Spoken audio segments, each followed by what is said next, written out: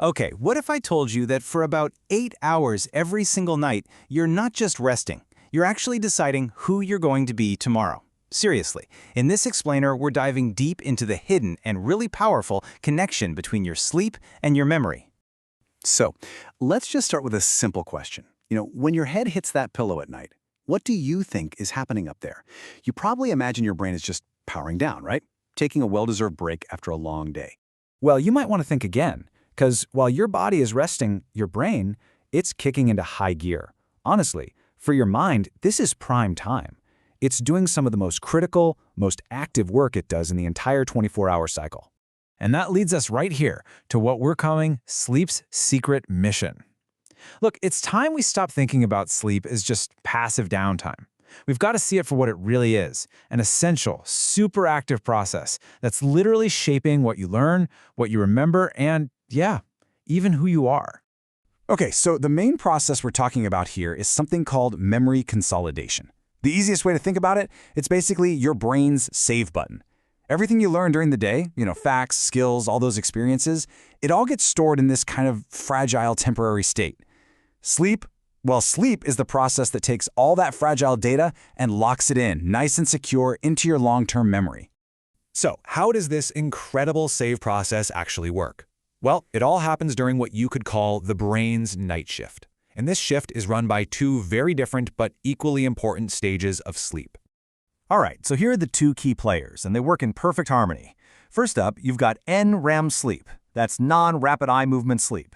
Let's call this stage the librarian. This is that deep, slow-wave sleep, and its whole job is to methodically file away the day's events. It's transferring memories from that temporary storage, the hippocampus, to the huge, long-term library of the neocortex.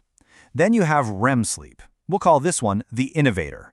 Now, this is the dreaming stage, right? But it's not just filing stuff away. Oh no, it's all about connecting. It's linking new ideas to old knowledge, sparking those aha creative moments, and this is a big one. It's dealing with all the emotions tied to your memories. Okay, so that's the theory, and yeah, it sounds pretty cool, but what does the science actually say? Let's take a look at the hard evidence. Check this out. Just one single powerful number. Studies have found that students who got a full night of sleep after studying retained, get this, an incredible 40% more information than the students who pulled an all-nighter. That's huge. It just goes to show sleep isn't just about recovery. It's an absolutely essential part of the learning process itself. But there's a flip side, and trust me, it's just as dramatic. After just one single night of no sleep, your brain's ability to form new memories can plummet by up to 40%. Your hippocampus, think of it as your brain's short-term inbox. It's basically full. You can try to learn all you want, but that new information, it has nowhere to go. Your save button is just broken. So what does all this mean? It means your brain isn't just some passive camera recording everything without thinking. No, it's a master editor. And while you're asleep, it's sifting through everything that happened today, deciding what's important enough to keep, especially those memories tied to strong emotions, and what trivial little details that can just let go. This is all pretty fascinating science, right? But you know what the best part is? We can actually use it. So let's dive into some practical, real-world neuroscience you can use. Okay, one of the most remarkable things sleep does is what scientists call the emotional memory filter. Seriously, you can think of it as a kind of automatic, overnight therapy session. Here's how it works. Let's say you have a really intense, difficult experience during the day. That night, when you're in REM sleep, your brain replays that memory. But, and this is key, it does it in a chemical environment that is totally free of stress hormones. And the result? It's incredible. You get to keep the important lesson from the memory, but that painful emotional charge, it gets stripped away. It's exactly why a tough problem could feel so much more manageable in the morning. And this also shows us why poor REM sleep is so damaging for conditions like PTSD, because the brain fails to remove that emotional sting, forcing people to relive the full trauma over and over. So, how can you put this to work for you? Here are 4 quick tools for your sleep toolkit. First, review important stuff right before you go to sleep. It basically flags it as a priority for your brain. Second, a short nap, we're talking 20 to 90 minutes, after some intense learning can really kickstart that save process. Third, consistency is everything. A regular sleep schedule protects your sleep cycles, which makes sure both the librarian and the innovator can get their jobs done. And finally, try to avoid alcohol before bed.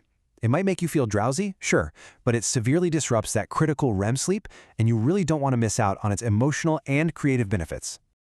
Okay, let's bring all this together with what might be the biggest idea of all. Your memory is literally rewritten nightly. And when you really get this, it fundamentally changes how you think about who you even are.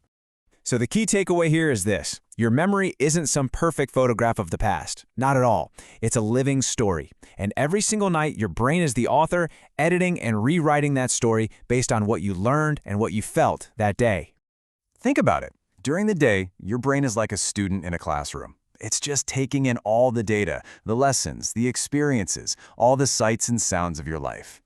But it's only when you're asleep that your brain actually decides what all of that stuff means. It decides what to keep, what to forget, and how to weave it all into the story of you. It is literally building your identity night after night.